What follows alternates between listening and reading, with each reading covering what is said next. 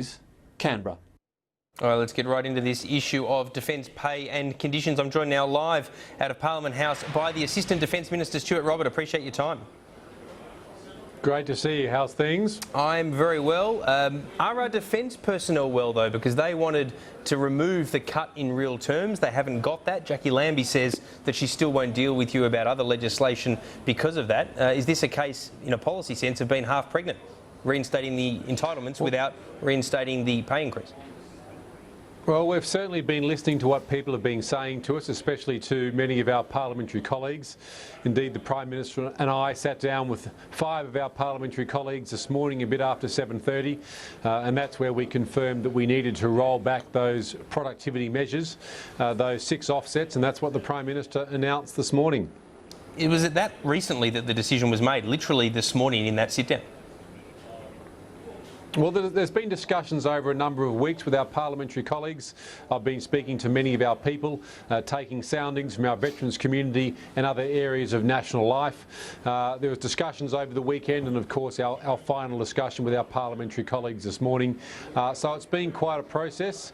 The likes of Ewan Jones and Jane Prentice, Theresa Gambara and Sud Marlis have all stood up there and made it very clear they wanted those offsets removed, and that, of course, has been the result this morning. Have they also been asking for a change to the pay, not just to the conditions?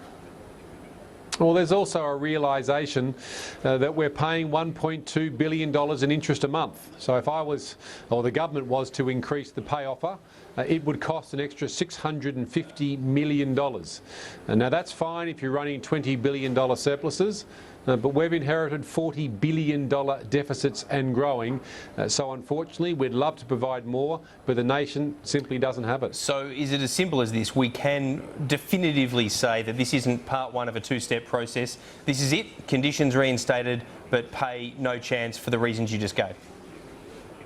That's correct. We've done what we can in terms of the offsets. I've asked the CDF today to absorb that measure and find the savings within the budget.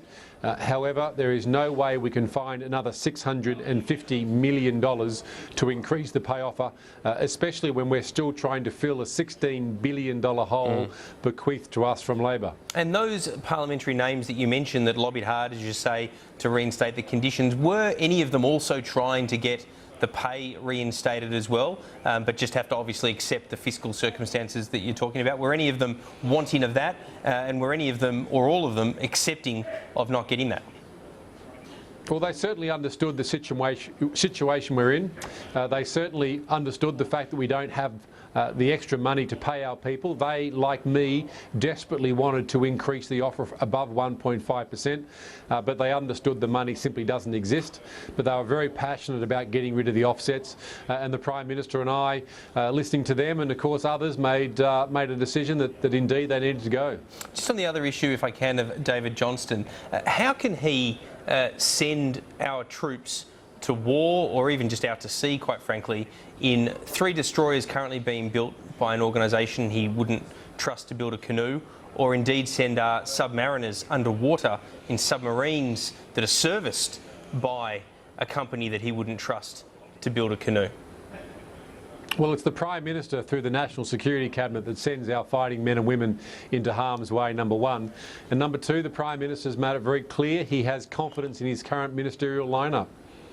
But it seems that the Defence Minister doesn't have confidence in the very vessels that he will be. I accept what you say, it's the PM that decides when we go to war or not, but nonetheless that he has responsibility, carriage if you like, for the safety, the quality of those defence submarines as well as ships that are being built currently by that organisation. He doesn't trust that organisation to build a canoe. How can he trust them to do what they need to do in a military sense at sea? Minister Johnson made it very clear last week that he had spoken out of step. Rhetorical flourish was the phrase he used.